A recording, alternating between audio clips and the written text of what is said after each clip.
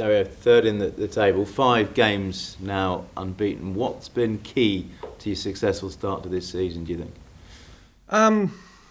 Look, it's just a process that we're on. So we're just trying to improve every single day. We have a way that we want to play.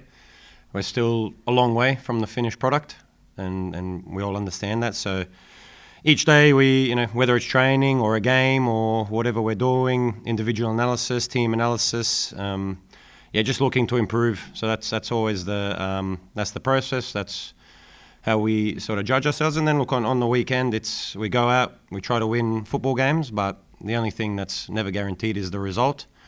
But we just try to control what we can, and that's how we train, the effort, the attitude, just looking to improve all the time. 6 games in now, do you start to look at that league table and think, well, we're now contenders for the title, we should be contending for the title? Not really. I don't look at the table. I think the table only matters on the last day of the season. When the final whistle's blown, that's the only time it matters. So until then, at the moment, it's been good. It's been positive what we're doing. But in terms of that, the trophies are handed out after that last game. The European places also are handed out after that last game. So until then, there's not much point in really looking at it. We're happy with how we're going. We know there's still a lot more to improve and to get better. So that's all we really focus on. And your defence, 4 goals conceded in 6 games. How much has that been the foundations that you've used to build this campaign? Yeah, big. So it's something that we speak about a lot. Also, we work on a lot. So even though I'm a attacking coach and want to play, possession-based football, I still take defence very, very seriously. That we try to limit opponents to minimal amounts of chances. And we know that in this league, with the quality that other teams possess, that there's going to be times when we have to defend.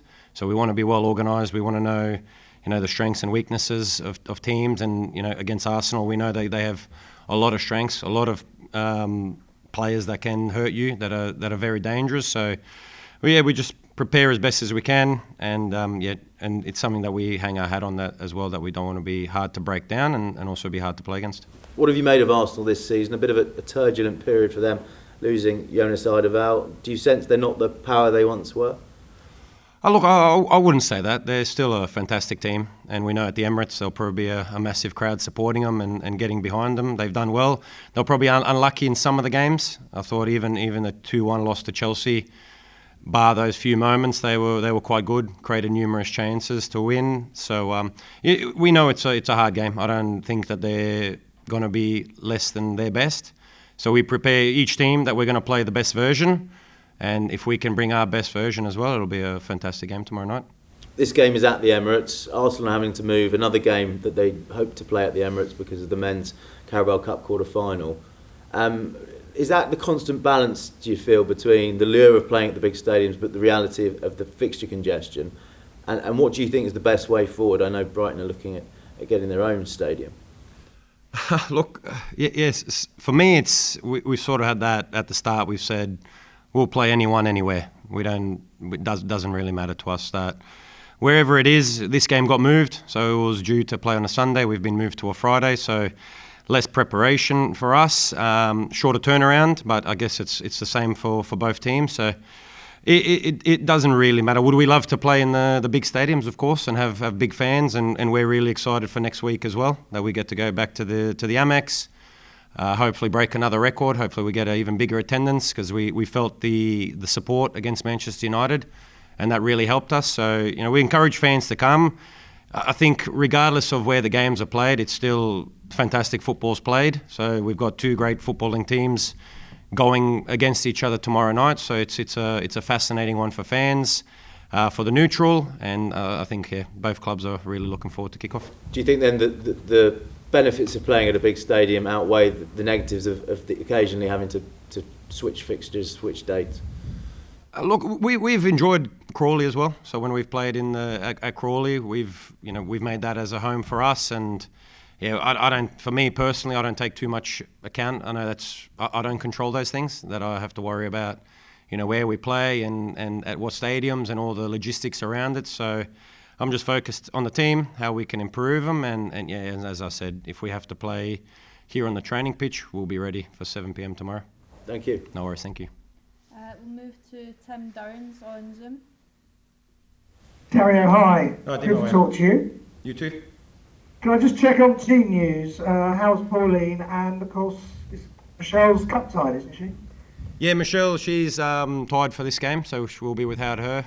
Pauline, she's still recovering, so she's probably not too far away, maybe just a couple more weeks, I'd probably imagine, after the international break.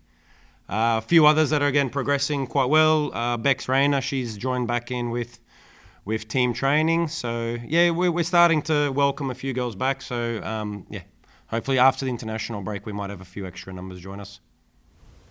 I'm interested in how the conversations have gone this week, because you weren't best pleased with the performance last weekend, and yet, as we've been saying, you're third at the table after 6 matches and going brilliantly. Sorry, I didn't hear the first part. Was I not pleased or I was pleased? Sorry. You said the performance could have been better, but of course the result was good. So it's that balance between encouraging the players to play better, but you are performing extremely well. How have you had that balance this week? How have you dealt with that balance? Look, I thought we were excellent against Leicester, especially the first half. I thought it was our best performance of the season.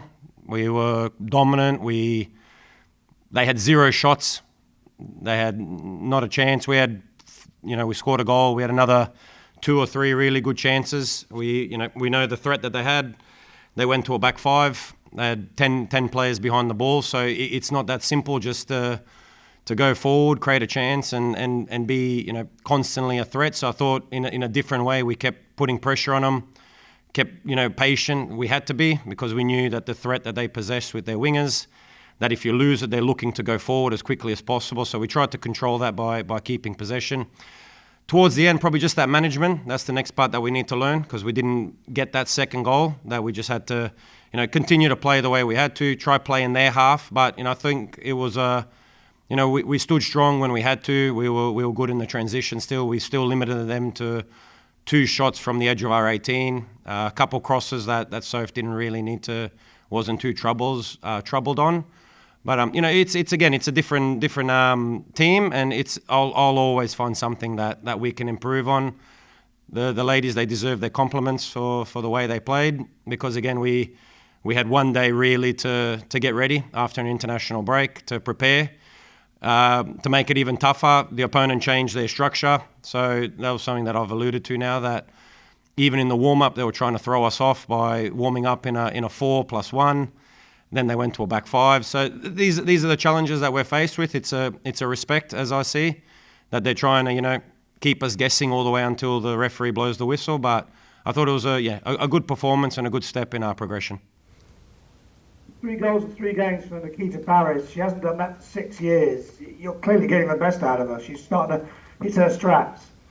Yeah, look, she's been fantastic. And as I said a little while ago when we spoke about Nikita, I think her best is still coming.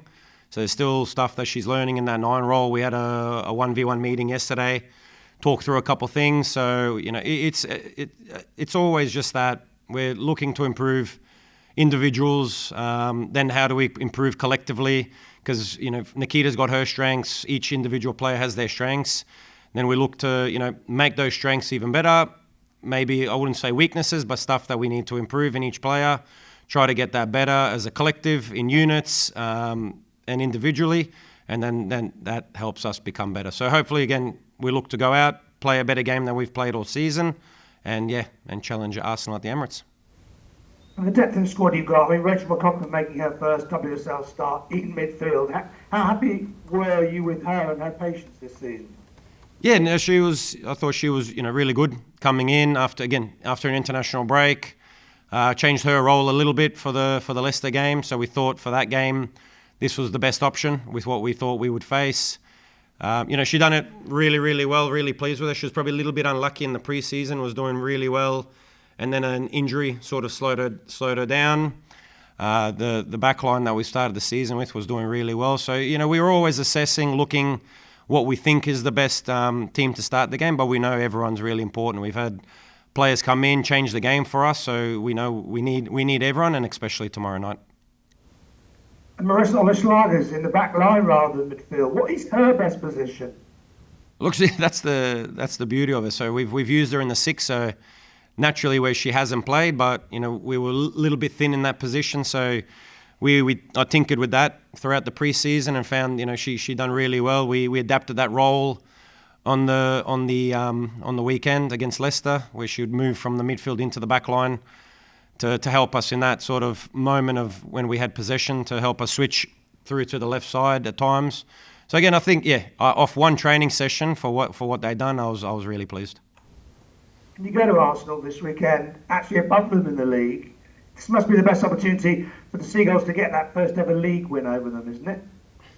Look, the aim is always to go out and win. So, as I said, I don't look to the table too much. You know, it wouldn't change if they were above us or we were first or we were in any other position. It doesn't change the approach. You know, we want to go out, play our football. We respect Arsenal. We've analysed everything with the ball, without the ball, transition, set pieces, you name it. We've looked at everything. We'll continue to look at stuff until kickoff, and we'll hopefully come out, represent the club well, give our best, and hopefully I think it'll be a fantastic football game.